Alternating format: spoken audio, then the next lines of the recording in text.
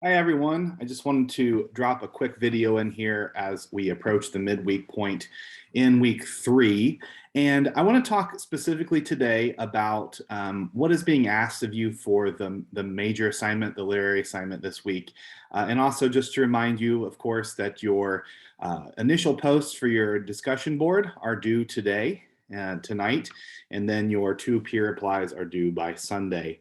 In this case, the discussion board is asking you to describe the tone of one of the literary pieces, either one of the readings here, or we have 2 readings and then a video of a poem read by Maya Angelou. And essentially, tone is, in sort of layman's or basic terms, it's how work makes you feel, right? The emotions that it tries to evoke. It's sort of like the tone of a horror movie would be sort of frightening, or it sets you on edge or foreboding, right? It's sort of the way that a piece feels, right? And so you might think about Maya Angelou's piece here, Still I Rise, and you might think about the emotions that it evokes in you, the words that she says, the video, the imagery that goes along with it. Or you might think about Frost's Out Out, which is a poem about an accident, and think specifically in that one on how the family reacts to the tragedy that happens, right? And think about if it's normal. Is it a normal way to react to a boy being killed, right? They go on with their work. Specifically for Frost's, I want you to consider when it was written. It was written in 1916, and that is the middle, the heart of World War I, and there were atrocities, and people thought the world was ending, essentially. There was just mass chaos and mass death on a scale that the world had never known. You have sort of it's the Industrial Revolution's first war. So you have horrible, disfiguring injuries and deaths, and a landscape in Europe that looked like, the moon, craters, just absolute destruction. And so think about how that frames the response of the family and their sort of idea towards work as they move on from the child's death. So think about that. In Hemingway's Hills Like White Elephants, I'm not going to tell you what this is about, but it is about a hot button issue.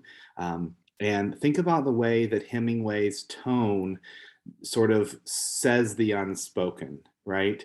It's 1927. You want to think about why he can't outright say what this operation is that Jig is going to undergo. You think about how he describes, how he uses imagery and tone and feeling to get you to understand what is happening in the story, right? So that's what you're going to do for the discussion board. For this week's literary response, you are asked to find a famous work of art, right? It can be any work of art that's famous to you. I will just tell you, most people choose the same ones. I'd like it. I mean, you can choose whatever you want, but I read a lot about Mona Lisa and The Last Supper and all of these things, which is fine. I get it, but I would like you to sort of find something that you connect with on a deeper level, right? I always see Starry Night, a lot of the similar ones, right? Find something unique and interesting to engage with. You're going to find that piece of art. You're going to copy and paste the little image into your Word document before you submit it. And then you're going to write a researched history of the artist and the artwork. It is very important that you don't plagiarize in this case, all right? Research does not mean copying and pasting the words from the document itself. You need to put those into your own words and cite them appropriately. Even if you use completely different words, if you're taking the ideas from a written part, something that you didn't write, you have to give credit to that, all right?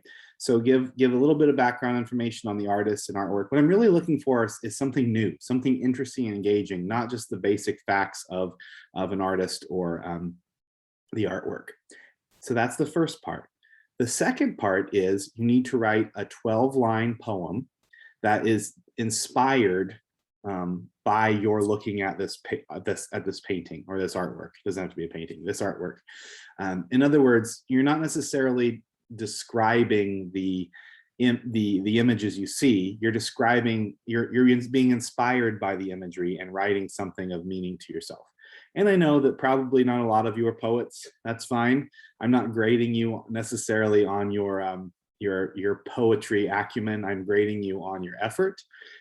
Make it look like a poem, so not a big paragraph. Poems generally aren't that. There's distinct lines with line breaks, etc. And so make sure you submit that as well by Sunday. All right, so that's just a brief look. Again, a reminder that your discussion board initial posts are due by tonight, and then your 2 peer replies and the literary response for this week in descriptive writing are due Sunday night. All right, and that's all for this week. Take care. If you have questions, do not hesitate to email me.